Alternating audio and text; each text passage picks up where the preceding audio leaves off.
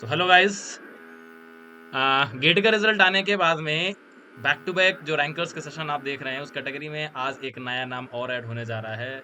Top 50 rank और continuous effort के साथ साथ में एक बेहतरीन रिजल्ट जो है ना आपके सामने प्रोड्यूस किया है। आज हमारे साथ हैं देवांश यादव, ठीक है ना, और वो करेंटली अभी एनआईटी से अपना बीटेक कंप्लीट कर रहे हैं और हमारे साथ सेशन में है अभी sir Shailendra sir. So welcome both of you.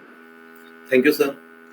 So thank you sir. Guys, आप अगर कोई भी ड्रीम अगर जस्ट अपना अचीव करने के लिए कोई भी अगर टारगेट सेट करते हो, टारगेट सेट करने के साथ में सबसे बड़ी चीज़ होती है दैट इज़ कॉन्टिन्यूटी। एंड सबसे बड़ा जो एफर्ट आप देते हो कॉन्टिन्यूटी के साथ में वो एक होता है पैशंस का। क्योंकि रीज़न ये है, बहुत बार आप जब प्रिपरेशन करते हो तो वहाँ पर कई बार हाइज एंड लोज आते हैं। उन हाइज एंड लोज में आप खुद को कैसे डील करते हो, that's the most important thing during the preparation. So आज हम देवांश से यही बात करने वाले हैं कि इस 2 रैंक के लिए उसका पिछला जो जर्नी है, बिकॉज उसने लास्ट ईयर भी गेट दिया, लास्ट ईयर भी एक बेहतरीन रैंक आया था और इस बार जो रैंक है that is improve from the last year. So ये लास्ट ईयर से अभी तक का इम्प्रूवमेंट का जर्नी कैसा था, लास्ट ईयर जो रैंक आया था, ठीक है ना, तो उस रैंक पर उसको एक्चुअली क्या मोटिवेशन मिला था और उसने उस रैंक से इस रैंक तक की जर्नी कैसे कंप्लीट की। So Devansh, over to you. First अपने आप को थोड़ा सा इंट्रोड्यूस कर देना, अपने जो भी जूनियर्स हैं, जो भी आपके कलीग्स हैं, देन स्टार्ट करेंगे। सो हेलो एवरीवन, मेरा नाम देवांश यादव है। मैं एनआईटी सूरत से बीटेक कर रहा हूँ केमिकल इंजीनियरिंग में, और मैं अभी करंटली अपने फाइनल ईयर में हूँ, फाइनल सेमेस्टर में। और मैं मुंबई का रहने वाला हूँ, born and brought up Mumbai में हूँ मैं। और बहुत टाइम से मैं ये गेट ट्रिनिटी के दोनों जो हमारे अमूल्य रतन हैं, शैलेंद्र सर और सुमित सर, उनके साथ उनके साथ ही ये जर्नी मैंने चालू की है। और मेरे जितने भी मेरे डाउट आते थे या मेरे जितने भी मेरे कंसेप्चुअल एरर होते थे, वो सारे के सारे आज जितने क्लियर हैं, उसका बहुत बड़ा योगदान जो है और बहुत बड़ा हाथ जो है वो इन दोनों को मैं मानता हूँ कि इन दोनों की वजह से आज वो चीज़ पूरी हो पाई है। और नॉट ओनली दिस ईयर, इससे पिछले साल भी।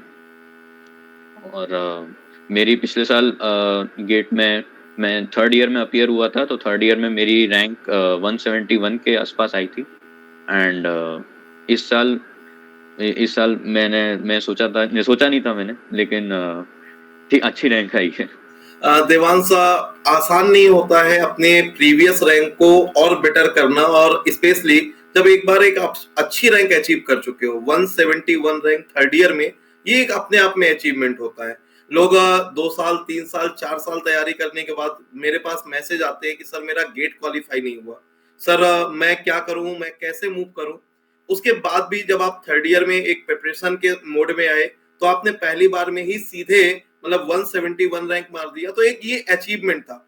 अब अचीवमेंट के बाद फिर उसको और रेक्टिफाई करना, लोगों की उम्मीदें बढ़ जाती है कि भैया थर्ड ईयर में 171 लाया है, इस बार तो गजब क्रिएट करेगा। तो उन उम्मीदों पर भी खरा उतरना है।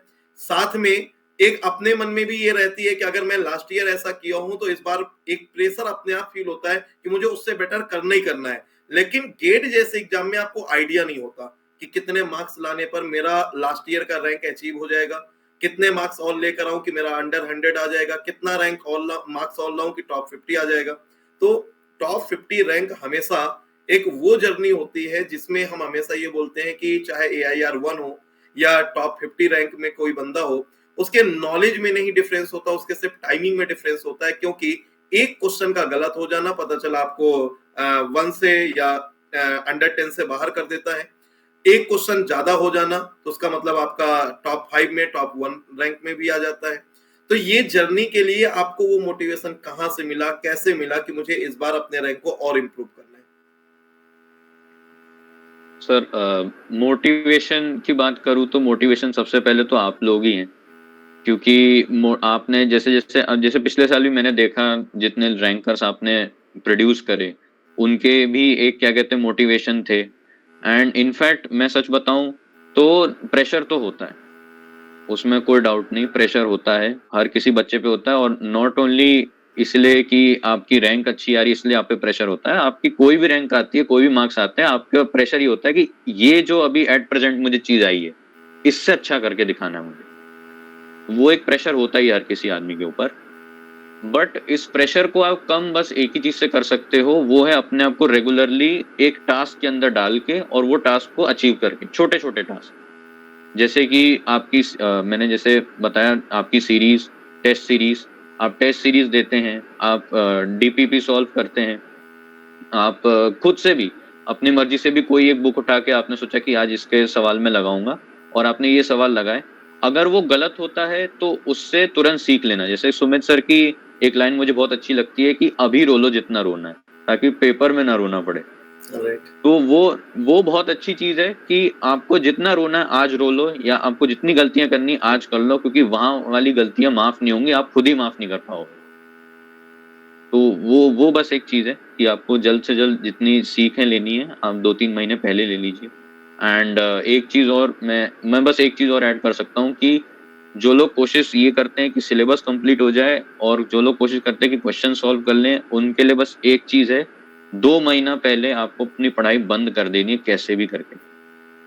आपको 15 दिसंबर या मैक्स टू मैक्स 30 दिसंबर के बाद आपको पढ़ाई कुछ एक्स्ट्रा गेन नहीं करनी, जितना आपने किए हैं बस उनके ऊपर आप क्वेश्चन लगाते रहिए, आपका हो जाएगा। देवांश, जैसे मेरी आपसे कॉल पे भी बात हुई थी तो आपने बताया कि सर फ्लूइड मैकेनिक्स के जब मैं क्वेश्चन करता था तो सर ने बोर्ड पे क्वेश्चन लिखा या क्वेश्चन दिखाया तो मैं उस वीडियो को रोक देता था, फिर पहले मैं सॉल्व करता था, फिर बाद में मुझे एक अलग से एक मोटिवेशन मिलता था जब मैं सोल्यूशन देखता था कि हाँ यही स्टेप मैंने भी किए।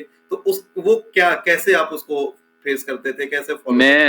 मैं सर उसमें उसमें मेरे को बहुत एक अच्छी चीज याद है, शायद सुमित सर को याद होगा, फेनिंग फ्रिक्शन फैक्टर और डार्सी फ्रिक्शन फैक्टर में बहुत कंफ्यूजन होता है बच्चों को कि 4 किस में मल्टीप्लाई करें। तो सर क्वेश्चन दे देते थे और मैं तो क्या कहते हैं सोचता था कि चलो सर से पहले सॉल्व कर देंगे, पर फिर वो क्योंकि अपना आंसर आ जाता है तो सबको लगता है कि आंसर आया तो करेक्ट होगा, लेकिन फिर वो 4 की मिस्टेक जो होती है ना वो बहुत काट खाती है। तो वो जैसे ही पहले पता लग जाता है ना कि हाँ ये मिस्टेक हो गई है तो वहां जाके नहीं होगी, और जब वहां करेक्ट हो जाती है तो फिर और अच्छा लगता है। ये सर से मैंने सीखा। सीआरई में कॉन्सेप्ट जो थे मैंने सोचा भी नहीं था कि एंजाइम काइनेटिक्स में पढ़ के जाऊंगा और इस बार का जो एमएसक्यू आएगा उसको सही भी करूंगा, लेकिन मेरे को लगा ही नहीं था कि एंजाइम काइनेटिक्स मेरे बस की बात है, लेकिन मिकलिस मेंटन, मोनोड और एलएचएचडब्ल्यू ये सारे करके गया मेरे साथ। मुझे खुद यकीन नहीं हो रहा इतना करके चला गया। सो आपके ये सब्जेक्ट की जर्नी कैसी रही, कैसे आपने कंप्लीट किया, कितने सब्जेक्ट आप करके गए थे टोटल, और ये कॉन्फिडेंस कहाँ से आया, ये कैसे बिल्डअप हुआ आपके अंदर एक कॉन्फिडेंस कि मुझे अंडर 100 लानी है, 2 डिजिट रैंक लेकर आना है एनी हाउ, मतलब एक टारगेट होता है 1 या 2 डिजिट लेकर आएंगे और वो 2 डिजिट अचीव कर लेना, टारगेट तो बहुत लोगों का होता है, अचीव कर लेना, अंडर 50 अचीव कर लेना, ये एक अपने आप में बड़ी बात होती है। तो वो कहाँ से आपके अंदर आया? सर टारगेट तो मैंने जेई से सीखा है, टारगेट कभी भी रैंक नहीं रखनी, क्योंकि रैंक जो एक ऐसी चीज है, रैंक परसेंटाइल एक ऐसी चीज है जो बहुत फ्लक्चुएट करती है। अगर पेपर अच्छा आया तो फिर मतलब पेपर काफी टफ आया तो सबको टफ लगेगा, तो उसमें इधर उधर हो जाएंगी चीजें। आपको बेसिक ये रखना है कि मेरे वर्स्ट केस में भी मेरा अगर दिन खराब हुआ उस दिन में भी मेरे 50+ नंबर आने चाहिए। वो आपका ऐसा होना चाहिए कि अगर मेरा दिमाग नहीं चला या फिर सिली मिस्टेक ज्यादा हो गई, कोई भी रीजन हो सकता है XYZ, तो उसमें भी मेरे 50 नंबर आने चाहिए। तो वो तैयारी करने के लिए आपको सबसे पहला काम ये करना है, जितने भी आपने सब्जेक्ट किए, मैं अगर जैसे आपने पूछा मैं अगर अपनी बात बताऊं तो मैं तो सारे सब्जेक्ट करके गया था, सिवाय मतलब मैंने पीसी अलग से नहीं पढ़ा। पीसी मैंने मतलब ऐसे ये सोच के नहीं पढ़ा कि ये करके जाता हूँ या फिर ये सब वगैरह थोड़ा अच्छा लगेगा, तो वो पीसी मैंने अच्छे से नहीं पढ़ा। बाकी मैंने जितने थे सीटी, आईपीसी, एमओ, एचटीओ सब अच्छे से करके गया मैं। तो वो सब्जेक्ट मैं अच्छे से करके गया था। पिछले साल की मैं अगर आपको बात बताऊं, पिछले साल मैंने केमिकल टेक्नोलॉजी और instrumentation and process control and और ये पीडी, प्लांट डिजाइन इकोनॉमिक्स, ये मैंने नहीं किया था। ये सच है, ये तीनों मैंने नहीं किए थे। और उसके बाद मैंने अपने आप से सवाल पूछा था कि यार ये तीनों का कितना होता है टोटल। तो आप जैसे हर एक क्या कहते हैं पेपर के एनालिसिस देते हैं, तो पेपर के एनालिसिस में आप ये बताते हैं कि क्या कहते हैं ये वाले सब्जेक्ट से इतने आते हैं, ये वाले सब्जेक्ट से इतने आते हैं। तो जैसे एक टाइम पे सुमित सर ने ही सेशन लिया था या आपने सेशन लिया था, तो उसमें आपने एक चीज बोली थी कि इंजीनियरिंग मैथमेटिक्स, एप्टीट्यूड, सीआरई और MTO, ये 4 सब्जेक्ट मिला के ही ऑलमोस्ट 50 नंबर का पेपर बना देते हैं, 40-50 नंबर का। तो अगर आपका, और ऐसा भी नहीं आपको सारे क्वेश्चन उसमें आने ही है, लेकिन अगर आप उसमें 60% की ग्रिप बना सकते हैं, उसमें एक्यूरेसी 60% ला सकते हैं, तो आपके हाई चांसेस हो जाते हैं कि आप पहली बात तो क्वालिफाई तो कर ही जाएंगे, और बाकी चीजें पढ़ने से हो सकता है आपकी रैंक भी अच्छी बन जाए। राइट।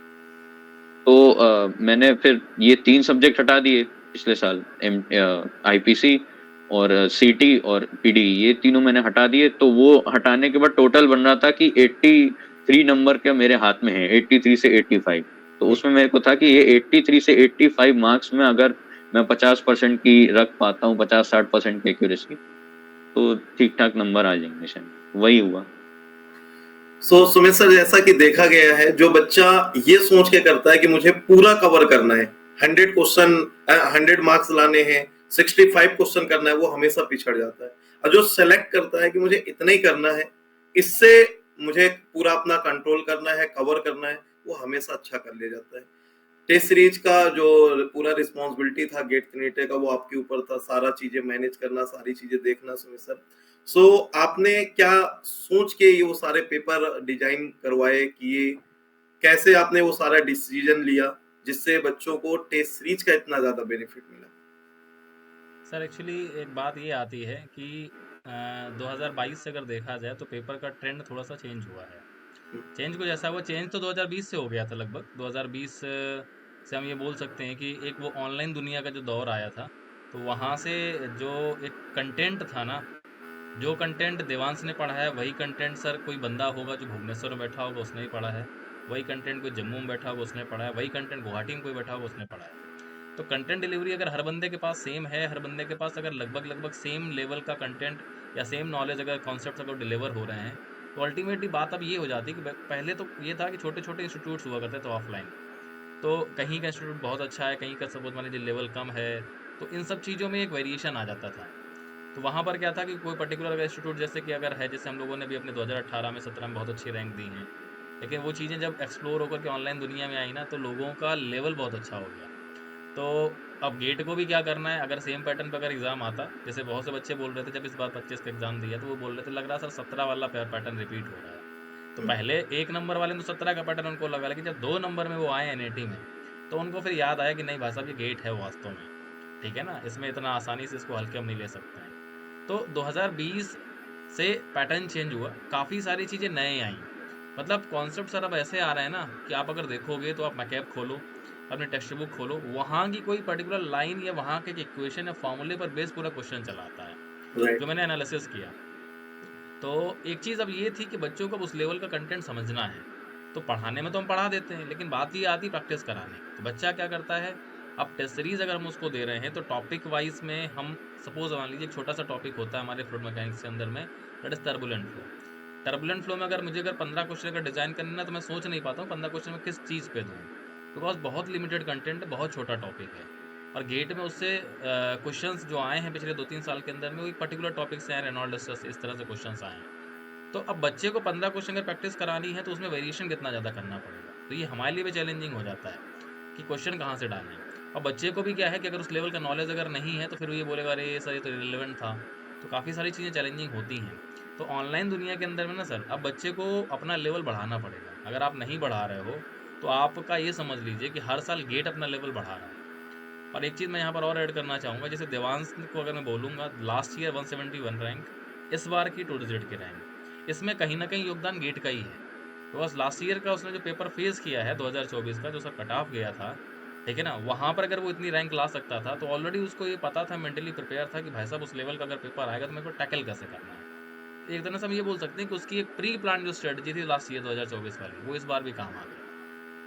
तो और बाकी रह गया हमारे पास में, हम लोगों ने जब प्री गेट अपना सेट किया, बिकॉज जनरली क्या है, फुल लेंथ में हम बच्चे को केवल 3 घंटे की प्रैक्टिस कराते हैं, फुल लेंथ जो भी देते हैं, वहाँ पर बहुत ऐसे डीप कॉन्सेप्ट या फिर इस तरह की चीज़ें नहीं होती। बस आप 3 घंटे बैठो, अपना बेसिक कैलकुलेशन चेक करो, बेसिक फंडामेंटल चेक करो। लेकिन जब प्री गेट में आप आते हो, तो प्री गेट में ऑब्वियसली सर हम और आप जो क्वेश्चन सेलेक्ट करते हैं, जो क्वेश्चन का सिलेक्शन होता है, तो आईआईटी के अंदर में जो प्रोफेसर बैठा होता है ना सर, तो वहाँ पर भी जो क्वेश्चन का सिलेक्शन होता है ना, वो बहुत अल्टीमेट होता है। क्यों? क्योंकि इस बार का पेपर जब हमने देखा, तो हम जब बाहर निकले तो हमें तो यही लग रहा था कि यार लग रहा वैसे ही है, इजी टू मॉडरेट वाला है, ठीक है ना? जब लेकिन धीरे-धीरे हम लोग ने लोगों के जब चेहरे पढ़े, लोगों से जब फीलिंग कनेक्ट किया, लोगों से जब पूछा, तो सबका यही हाल था कि सर हवा खराब हो गई, समझ ही नहीं आ रहा था। अच्छे-अच्छे रैंकर्स अपने प्री गेड के जो थे, उनके इस बार जो है ना मार्क्स जो है ना वो बिलो 40 आ गए, 40 के अराउंड आ गए। तो जो अपने यहाँ सपोज मान लीजिए कि 50 तक टच कर जाते थे प्री गेड के अंदर हमारे बनाए हुए क्वेश्चंस, ठीक है, जिसको बच्चे खुद बोल रहे हैं कि पेपर आप लोग जो डिज़ाइन करते हो गेट का लेवल उससे जो है ना और नीचे ही रहता है, उसमें हमारे पेपर में 50 प्लस आ रहे थे, उनके गेट में 40 के अराउंड आ गए, तो ऐसा क्या हुआ? तो कहीं ना कहीं वो 3 घंटे का प्रेशर जो है ना, वो 3 घंटे का प्रेशर वो हैंडल नहीं कर पाए। तो घर के अंदर पेपर देना और एग्ज़ाम हॉल में पेपर देने में ये एक लेवल का डिफरेंस होता है, एक माहौल का डिफरेंस होता है, ठीक है। तो देवांश ने आई थिंक वो चीज़ फील करी है 2 साल के अंदर, तो कहीं ना कहीं एक माहौल जो है ना उसने ये पहले भी फील किया था और इस बार भी उसको इसका फ़ायदा मिला है। देवांश, आपको क्या लग रहा था प्री गेट के 5 पेपर और गेट का जो पेपर था वो छठा पेपर, इन सभी 6 पेपर में आसान कौन सा था? 6 ये आंसर लगभग मुझे लगता है जितने इंटरव्यू हुए सब में यही आया है। रैंकर का यही है कि सर गेट ही ज़्यादा आसान था। अच्छा, तो देवांश प्री गेट का क्या बेनिफिट मिला आपको? सर सबसे ज्यादा बड़ा बेनिफिट जो मुझे लगता है वो है सोचना। प्री गेट सोचवाता बहुत था, मतलब ऐसा था कि कोई भी एक क्वेश्चन है, भले ही वो छोटे से थर्मोडायनेमिक्स का ही क्यों ना हो, मतलब ऐसा लगता था कि ये दिया है कुछ सोच समझ के दिया, थोड़ा सा और सोच लो। एक चीज थी। दूसरा, जिस आदमी ने सिर्फ फॉर्मूले पढ़े हैं ना, वो उससे भी नहीं होगा। जिसने सिर्फ और सिर्फ फॉर्मूले ही एक शीट बना के रिवाइज ही कर ली है ना, तो भी उससे नहीं होगा। उसका ऐसा है कि आपको फॉर्मूला क्यों आया, कहाँ से आया, कहाँ स्टेप में कौन से एजम्पशन लेते हैं जिसकी वजह से वो फॉर्मूला आता है, वो सब पता होना चाहिए आपको। वो एक चीज, एक पॉइंट वो था। और दूसरा टाइम मैनेजमेंट। एक आपको ये टाइम मैनेजमेंट ऐसी बड़ी चीज है, क्योंकि बोलने में ऐसा सिर्फ 2 शब्द लगते हैं, लेकिन जब पेपर में बैठते हैं और एक जगह पे टाइम इतना चला जाता है कि फिर लगता है आधा घंटा ही बचा है और 20 क्वेश्चन अभी तक मैंने देखे नहीं है, जिनकी शक्लें भी नहीं देखी मैंने। वो फिर काटता है बहुत। जैसे मैं प्री गेट देता था, 10 क्वेश्चन ऐसे छूट जाते थे जो इनकी मैंने शक्लें नहीं देखी, अब क्या लगाऊं उनका।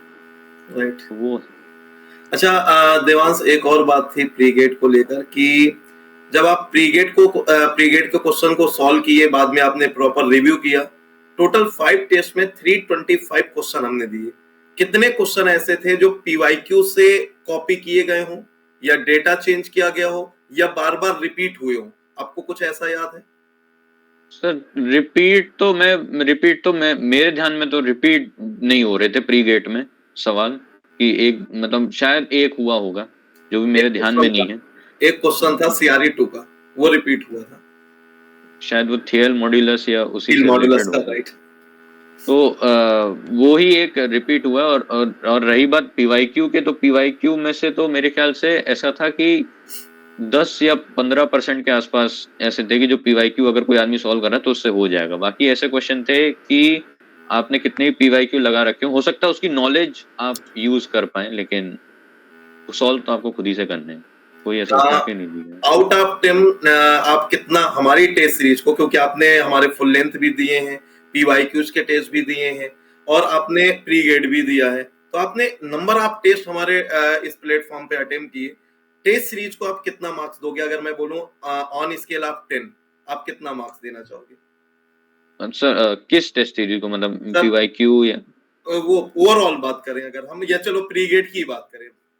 ओवरऑल सर मेरे को तो हेल्प करिए, तो मैं तो बिल्कुल इसको 10 से 1 नंबर नीचे नहीं देना चाहता, क्योंकि मेरे को तो बहुत हेल्प कर गया है ये।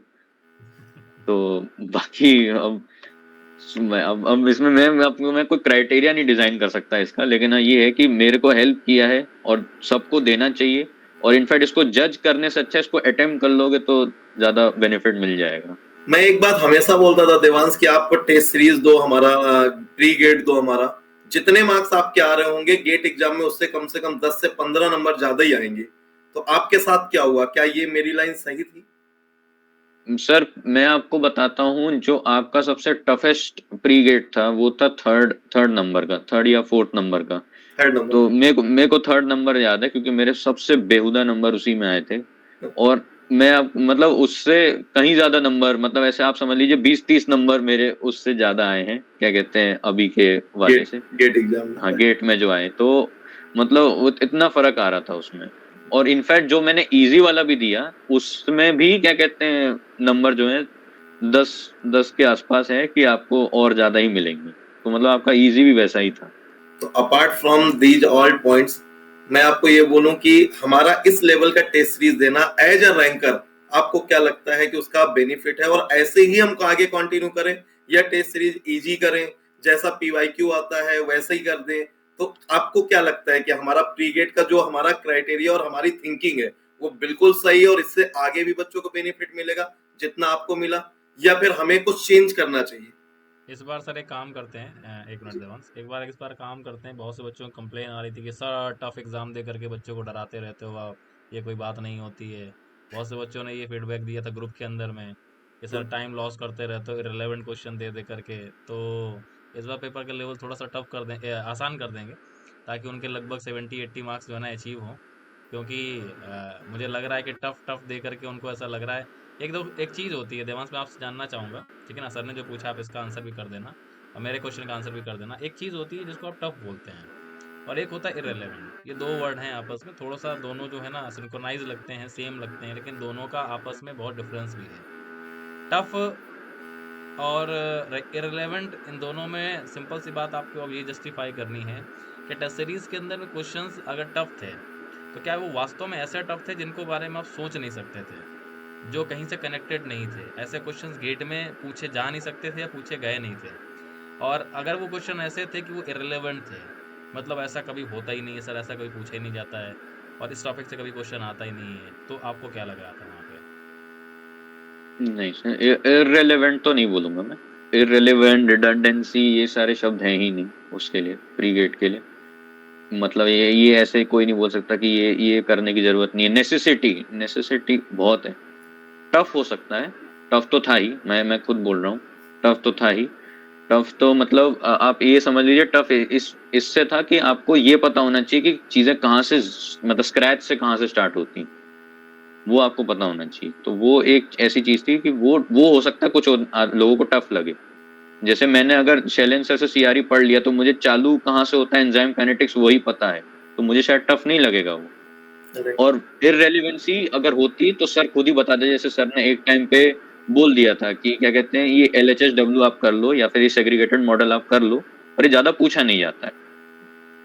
तो वो एक कुछ चीजें हैं फ्लूइड मैकेनिक्स में, कुछ चीजें हैं बाउंड्री लेयर थ्योरी का एकदम जो बहुत ही छोटा पार्ट जो आता है वो ज्यादातर गेट नहीं पूछते, क्योंकि वो भी समझते कि इतना बच्चा भी नहीं पढ़ के आ रहा है, लेकिन जितनी पढ़ के आ रहा है अगर उसमें कर पा रहा, सोच पा रहा, तो काफी। एक्चुअली हमारे एफएम का सिलेबस में एक लाइन लिखी हुई है, मैं बहुत बार बच्चों से बोलता हूँ, उसमें एक वर्ड लिखा है elementary boundary layer theory. Elementary का मतलब ही हो जाता है बेसिक, ठीक है ना? लेकिन मैं प्रैक्टिस कराता हूँ मैकेनिकल और सिविल और एक्सी लेवल तक की, ताकि तुम्हारे पास अगर क्वेश्चन आ भी जाएगा तो भी तुम फोड़ फाड़ दो, लेकिन है अपने में बिल्कुल बेसिक वाला। और आज तक क्वेश्चन भी बिल्कुल बिल्कुल बेसिक वाले से ही आया है। बस कोशिश यही रहती है कि एक्चुअली आप लोग का प्रैक्टिस जो है ना किसी भी लेवल का हो, बिकॉज बहुत सारे बच्चे अपने एक्सी का पेपर भी देते हैं और अगर वो किसी कंपटीशन में अगर बैठे, खास करके जब इंटरव्यू में जाते हो तो वहाँ पर इंटरव्यू के अंदर तो एलिमेंट्री नहीं पूछेगा ना, तो और खासकर बात जैसे इंटरव्यू में, तो वो पूरा आपको निचोड़ देगा वो। तो एटलीस्ट इतना नॉलेज तो हो ताकि उसके कहीं कुछ नहीं तो एटलीस्ट आप 70% क्वेश्चन का आंसर तो कर सको एफएम में। मैं यही बोलने वाला था सर, यही लाइन थी मेरी कि नॉलेज वेस्ट नहीं जाती, वो इररिलेवेंट अभी लग रही है, टाइम बीतने दो, फिर वो इंटरव्यू में कहीं ना कहीं काम आ ही जाए। Obviously. Devansh, at the end अगर मैं आपसे बोलूं कि आप अपने जूनियर्स को गाइड करो, इसलिए कि परफेक्ट टाइम क्या है गेट की प्रिपरेशन स्टार्ट करने का, परफेक्ट टाइम क्या है? जैसे टेस्ट सीरीज का तो आपने बोल दिया कि दिसंबर एंड मैक्सिमम, या 15 दिसंबर, या कम से कम दिसंबर जनवरी आप प्रैक्टिस के लिए रख लीजिए। तो इसी तरह सब्जेक्ट स्टार्ट करने का, गेट की प्रिपरेशन स्टार्ट करने का वो एक बेसिक टाइम क्या है? सेकेंड ईयर है या फर्स्ट ईयर में ही मैथ और एप्टी स्टार्ट कर दे, या थर्ड ईयर में आके स्टार्ट करें? आपके हिसाब से, क्योंकि आप रैंकर हो, आपकी बात बच्चे ज्यादा सुनेंगे। हम तो बोलते हैं तो उनको लगता है अरे सर को कोर्स बेचना है इसलिए ऐसा बोल रहे हैं। तो आपके हिसाब से क्या लगता है? सर मैं बाकियों का तो नहीं बता सकता, मैं अपना पर्सनल एक्सपीरियंस बता सकता हूँ। मैंने जेन्युइन तैयारी जब चालू करी थी तो मेरे ख्याल से मेरा 4th सेमेस्टर चल रहा था, 4th सेमेस्टर का भी एंड ही ऑलमोस्ट चल रहा था, तो मेरा सेकेंड ईयर का एंड मान सकते हैं। ओके। सेकेंड ईयर के एंड से मैंने चालू किया था और फिर उसके बाद फिर थर्ड ईयर, फोर्थ ईयर। अच्छा, सपोज करो आपका कोई कॉलेज का जूनियर फर्स्ट ईयर में एडमिशन लेता है और वो उसको पता चलता है कि देवांश सर की रैंक इतनी गजब आई है, वो आपके पास आता है और पूछता है भैया मुझे आप बताइए, सर मुझे आप बताइए कि मैं गेट की प्रिपरेशन कब से स्टार्ट करूं, आप उसको क्या गाइड करोगे? सर मैं तो वही बोलूंगा कि अगर अगर जैसे इंजीनियरिंग मैथमेटिक्स है वो तो फर्स्ट ईयर में ही पढ़ाया जाता है, तो कोशिश ये करो कि ये जो चीजें अभी गेट में पूछी जा रही है उनके नोट्स तो रखो, बाकी जितने आलतू फालतू के सब्जेक्ट हैं अगर आप उसमें चीजें कर रहे हो या फिर खेल कूद रहे हो तो वो उसकी दिक्कत नहीं, लेकिन जो अगर आप गेट के लिए फोकस्ड हो और गेट में वो सब्जेक्ट पूछा जा रहा है तो आपके कान, आपकी आंखें, आपके हाथ पांव तभी एक्टिव हो जाने चाहिए जैसे गेट का नाम आया या गेट के सिलेबस में से एक सब्जेक्ट का नाम आया तो वो अपने आप वो हाथ पांव चल जाने चाहिए कि आप मेरे को इंजीनियरिंग मैथमेटिक्स के नोट्स बनाने चालू करें। तो क्या फर्स्ट ईयर में बच्चे को सारे सब्जेक्ट तो कवर करने चाहिए बट मैथ पे स्पेशल फोकस करते हुए गेट के क्वेश्चन भी थोड़ा बहुत सॉल्व करता जाए, वो टॉपिक वो अपने सेमेस्टर में पढ़ रहा है? हाँ बस मैं वही मतलब नॉट ओनली मैथ्स, अगर आपके आपके क्या कहते हैं अभी कैरिकुलम में अभी फ्लूइड और क्या कहते हैं मैकेनिकल ऑपरेशन चल रहे हैं, बस यही 2 सब्जेक्ट हैं तो पहले वो 2 सब्जेक्ट कंप्लीट कर लो ऐसे। सर एक्चुअली सब्जेक्ट के हिसाब से जैसे मान लो एक्चुअली क्या होता है ना कि हम लोग फर्स्ट ईयर में जनरली सब लोग क्या है मैथ फिजिक्स केमिस्ट्री तीनों पढ़ते हैं, तो इनको फर्स्ट ईयर में पढ़ाने कोई ना कोई लॉजिक होगा ना, क्यों पढ़ाया जा रहा है, 12th में तो आप पढ़ के आए थे ना। तो सिंपल सा रीज़न यही है कि आप जब अपने सेकेंड ईयर में जाओगे तो आपका जो बेसिक सब्जेक्ट्स होते हैं जिनको आप जनरली बेस बोलते हैं, जैसे पीसी सबसे पहले पढ़ाया जाता है, देन एफएम पढ़ाया जाता है, एमओ पढ़ाया जाता है, हीट ट्रांसफ़र कहीं कहीं पर आ जाता है, कहीं कहीं पर बाद में आता है, थर्मो पढ़ाया जाता है। तो ये कुछ सब्जेक्ट्स ऐसे हैं जो जनरली आपके बेसिक साइंस पर बेस्ड हैं, जो 12th में हम लोग साइंस पढ़ते हैं, अप्लाइड साइंस बोलने लगते हैं हम लोग बीटेक में आकर के, तो साइंस पर बेस्ड हैं।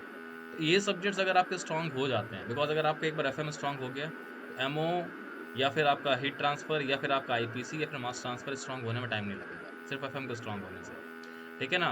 एक बार अगर आपका सीआरई स्ट्रांग हो गया तो सीआरई के स्ट्रांग होने से सीआरई भी आपका जनरली ये मान के चलिए कि लगभग सीआरई के जो फंडामेंटल्स हैं वो भी आईपीसी में इस्तेमाल हो जाते हैं, वो भी मास ट्रांसफर कुछ फंडामेंटल्स मास में भी इस्तेमाल हो जाता है, बिकॉज सारे के सारे सब्जेक्ट आपस में इंटरकनेक्टेड हैं। तो कहीं ना कहीं आप अगर अपना बेस अच्छा करने का ट्राई करते हो, आप भले ही ये ट्राई मत करो कि नहीं मेरे को गेट देना, बिल्कुल मत कोशिश करो।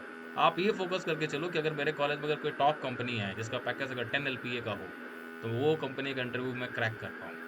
क्योंकि सर हमेशा मैं एक लाइन ये रिपीट करता हूँ कि आज अगर आप अपने नॉलेज से भाग रहे हो, आज अगर अपने बुक्स से आप भाग रहे हो तो लिख करके रख लीजिए, वो बुक्स आपको अपने पास वापस बुलाएंगी। आज से 3 साल बाद बुलाएंगी, लेकिन आप अपने बुक्स को पढ़ करके ही कोई इंटरव्यू या फिर कुछ एग्जाम क्रैक करोगे। नहीं पढ़ोगे तो स्टार्टिंग 10,000 से 12,000 से आपको करनी पड़ेगी।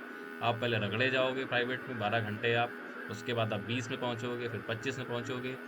तो 5 साल में जब आप सीखोगे कोई चीज़ को, नहीं आपने कॉलेज में सीखी, आप इंडस्ट्री में सीखोगे 5 साल में, तब जा करके आप उस लेवल पर पहुंच पाओगे जिस लेवल में आपके कलीग ने फर्स्ट ईयर से ही जॉब स्टार्ट की थी, ठीक है। तो आप कॉलेज के अंदर खुद को घिस लीजिए या फिर कॉलेज के बाहर आप खुद को घिस लीजिए, घिसना तो आपको पड़ेगा ही। सो देवांश,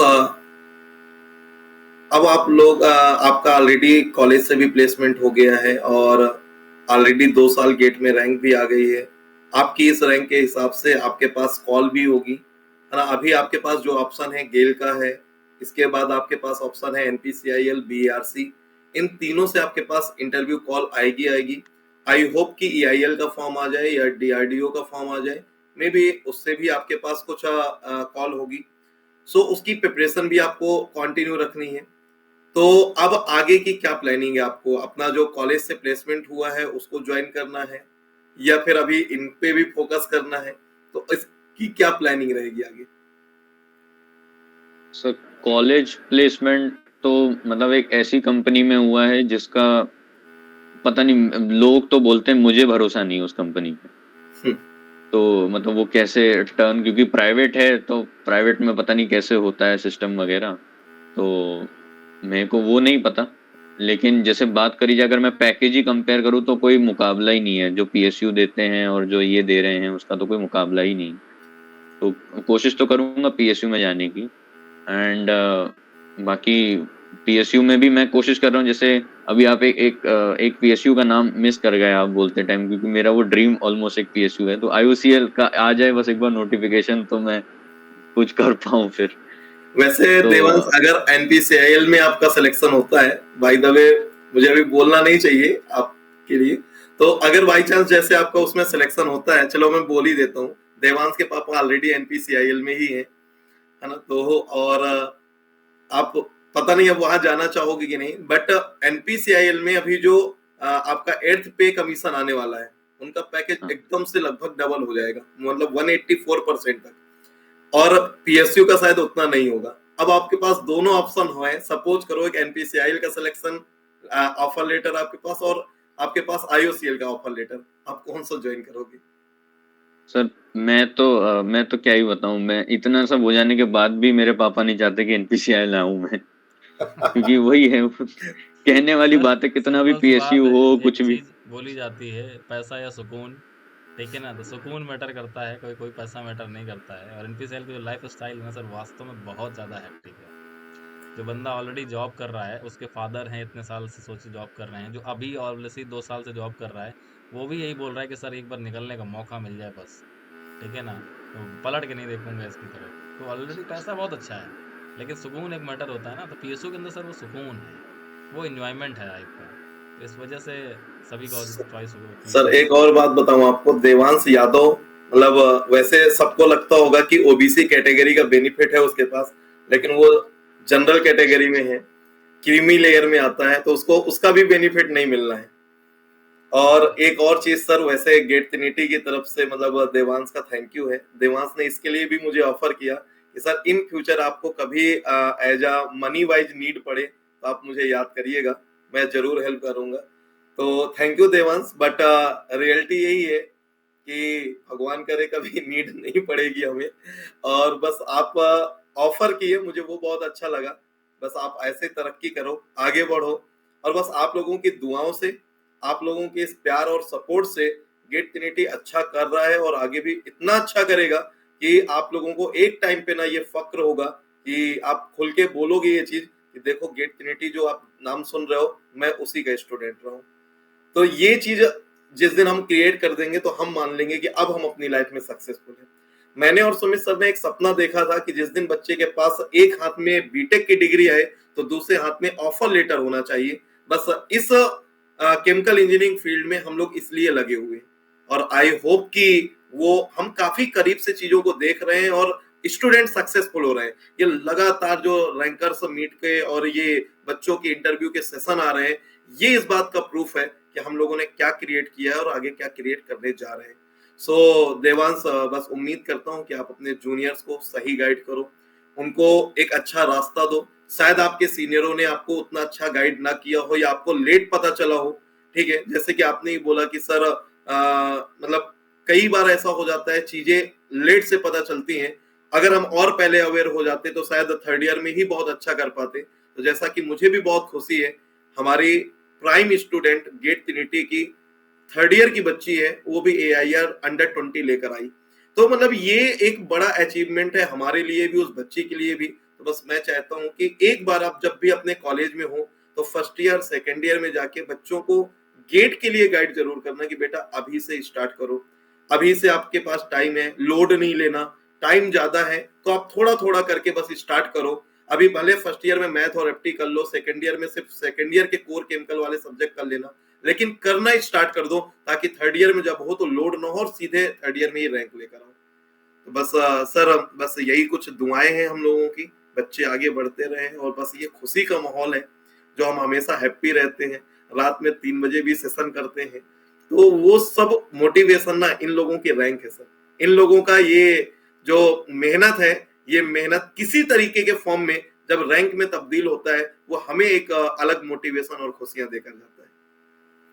सर सर इन लोगों के लिए हम लोग बस वही ऑडियंस हैं एक तरह से, जहाँ पर मैच ये खेलते हैं, जीतते ये हैं, ठीक है ना, खुशियाँ ये मनाते हैं, लेकिन अल्टीमेटली हम भी कहीं ना कहीं इनकी खुशियों में इनडायरेक्टली जो है ना वो शामिल होते हैं, क्योंकि डायरेक्टली शामिल होने का हकदार इनके पेरेंट्स होते हैं, ठीक है ना, ये और इनके जो भी एक भाई या बहन है वो होते हैं। लेकिन जैसे कि इंडिया जीतती तो हमें खुशी होती है ना, बस सेम फीलिंग इनके साथ में हमारी होती है कि अगर इनका कहीं ना कहीं अगर सक्सेसफुल, अगर इनका ड्रीम अगर पूरा होता है ना, तो बस जैसे ये खुश होते हैं साथ में हम लोग भी खुश हो लेते हैं। तो यही ब्लेसिंग्स रहेंगी, ठीक है ना। आपने गेटिनिटी को इस लायक समझा कि एटलीस्ट आप एक सपोर्ट की बात कर रहे हो, ठीक है, कोशिश यही रहेगी लाइफ में कि हम स्टूडेंट्स के लिए जितना हो सके उतना सपोर्ट प्रोवाइड करें अपनी तरफ से। कभी भी स्टूडेंट का सपोर्ट इस तरह से लेने की नौबत ना आए, ठीक है ना? और आप लोग का जो सपोर्ट है, वो सपोर्ट कहीं दूसरे सपोर्ट से बेटर है, बेस्ट है, ठीक है? बस लाइफ में ऐसे सपोर्ट आप लोग करते रहो और सर देवांश कुछ बोलना चाह हाँ, रहा हाँ, था। बिल्कुल, बिल्कुल। सर मैं वही एक लाइन बोलना चाह रहा था। ग्रेट ट्रिनिटी ने मेरे को ये नहीं सिखाया कि पढ़ना कैसे है या कंसेप्ट कैसे बनाने हैं, ये नहीं। मेन उसने ये चीज सिखाई है कि अगर निकालना है तो अभी से मेहनत चालू कर दो, वरना कोई ना कोई आगे बढ़ जाए। बिल्कुल सही बात है। क्योंकि रीज़न ये है ना कि रेस लगी हुई है और इतने सारे फ़िल्टर्स जो लगते जा रहे हैं डे बाय डे, कहीं एज का क्राइटेरिया, कहीं क्वालिफ़िकेशन क्राइटेरिया। तो अब जितना लेट होगे उतना चीज़ें जो है ना तुम्हारे हाथ से निकलती जाएँगी। तो जितना जल्दी आप स्टार्ट करोगे उतना जल्दी आप फिनिश भी करोगे। That's the best thing. Sir so sir I hope कि आज का ये सेशन यहीं पर फिनिश करते हैं। बाकी अ, देवांश ने बोला है कि सर देखते हैं, ट्राई करते हैं। कुछ उसके घर में कैजुअलिटी हुई है जिसकी वजह से शायद वो रैंकर्स मीट में ना पाए, बट रैंकर्स मीट के बाद ज्वाइनिंग से पहले वो मिलने आएगा। तो बस उम्मीद है कि आप बस ऐसे ही आगे बढ़ो, अच्छा करते रहो। बस बहुत जल्दी हमें एक और गुड न्यूज मिले कि सर ये पीएसयू में मेरा डन हो गया।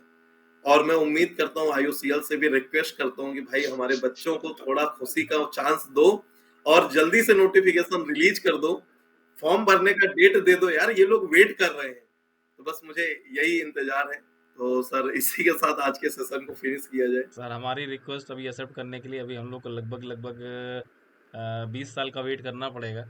क्योंकि इनमें से कोई होगा जब उस लेवल पर पहुंचेगा, ठीक है ना? तब जा कर के हो सकता है कि अगर उसके पास तक बात पहुंचे तो उसको लगेगा नहीं सर ने बोला तो वैकेंसी निकालनी चाहिए। तो हो सकता है तब वैकेंसी निकल कर के आ जाए। अभी तो थोड़ा सा हमारी बात ऊपर तक पहुंचने में टाइम लगेगा। सर लेकिन एक चीज है, मैं कभी कभी बड़ा खुश होता हूँ कि आज जो ये सारे बच्चे निकल रहे हैं, पीएसयू जा रहे हैं, आज जीटी पे जा रहे हैं ना, जब हम ऑब्वियसली बुढ़ापे में होंगे, भले डंडा लेकर चल रहे होंगे, तो कभी ना कभी न्यूज आएगी कि अरे यार वो चेयरमैन बन गया आईयूसीएल का, वो ऑब्वियसली ईआईएल का चेयरमैन बन गया। हम क्या बोलेंगे, अच्छा ये तो मेरा पढ़ाया हुआ है ना? तो ये सब जो एक फीलिंग होगी ना, ये लाइफ टाइम अचीवमेंट है हम लोगों का। और यही हमारी सैलरी है, यही हमारा मोटिवेशन है। आज के ये जीटी, कल के ये किसी कंपनी के चेयरमैन होंगे, किसी कंपनी के डायरेक्टर होंगे, और फिर शायद हम फोन करके भी बोलेंगे भाई देवांश वैकेंसी नहीं आई है बेटा, कब आने वाली है? हमारे लिए तब भी वो बेटा ही होगा। तो ऑब्वियसली सर यकीन मानिए सर, यही यही सपना है मेरा। और फिर कभी सर ऐसा हुआ करे कि अरे सर अब पता चला कि हम बूढ़े हो चुके हैं, कहीं पर हैं, और किसी कंपनी का डायरेक्टर हमसे मिलने आ रहा हो। सोचिए ये बात सर। बस सर यही बच्चों के दिल में सर यही प्यार बना के रखना है कि कहीं भी अगर मिले तो एटलीस्ट उनके लिए जो है ना हमारा एक डेडिकेशन। बिकॉज बहुत जल्द हम लोग की रिटायरमेंट की एज भी आ जाएगी। कोशिश करेंगे कि डिलीवरी ऐसी कंटिन्यूअस करते रहें, लेकिन कब तक बॉडी सपोर्ट करती है, ठीक है ना? तो बस बच्चे जब हमारे सामने कभी भी आए ना तो वो एक हमारा जो सीना है ना पग से चौड़ा भी होना चाहिए और सर भी ऊपर उठना चाहिए कि हाँ, ठीक है। क्योंकि रीज़न ये है सर कि एक चीज़ ये होती है कि सर 200 बच्चा जीटी की पोस्ट पे जाएगा, ठीक है ना? और इनमें से सपोज मान लीजिए कि हमारा 80% हमारा स्टूडेंट है, इनमें से कोई होगा सर जो उस पोस्ट तक पहुंचेगा। तो बिल्कुल। एक मैसेज यहाँ से ये भी देना चाहूँगा कि अपने अंदर की अगर आग तुमने जला करके रखी है तो जॉब मैटर ये नहीं करता है कि तुम जॉब में किस पोस्ट में तुमने एंट्री मारी थी, ठीक है ना? किस पोस्ट पे तुम खत्म करोगे वो मैटर करेगा। तो एंट्री तो सब सेम पोस्ट में मारोगे, लेकिन एंड कहाँ पर होगा वो मैटर करता है। तो इसके लिए भी वहाँ पर तुमको बहुत मेहनत करनी पड़ेगी। लर्निंग फेज़ में वहाँ भी रहना पड़ेगा, चीज़ों को सीखना पड़ेगा, अपना लीडरशिप क्वालिटी, मैनेजमेंट क्वालिटी आपको दिखानी पड़ेगी। तब कंपनी आपको उस पोस्ट तक पहुँचने का मौका देगी। तो काफ़ी सारी चीज़ें हैं लाइफ में, आप लोग आगे सीखोगे। लर्निंग फेज़ में बने रहना सभी लोगों से, यही मेरा है, ठीक है ना? ठीक है। Devansh, once again very very congratulation for this such a great rank, ठीक है ना? आपके डेडिकेशन को, आपके पेरेंट्स को सलाम है, ठीक है? गाइडेंस सभी का होता है और चलना अल्टीमेटली आपको होता है। तो आपने चीज़ों को फॉलो अप किया, ठीक है, ये उसका रिजल्ट है। और उम्मीद है कि आप लाइफ में ऐसे ही आगे बढ़ोगे, चमकोगे और अपने पेरेंट्स का और अपने टीचर्स का भी नाम रोशन करोगे, ठीक है? God bless and thank you. Thank you sir. Thank you sir.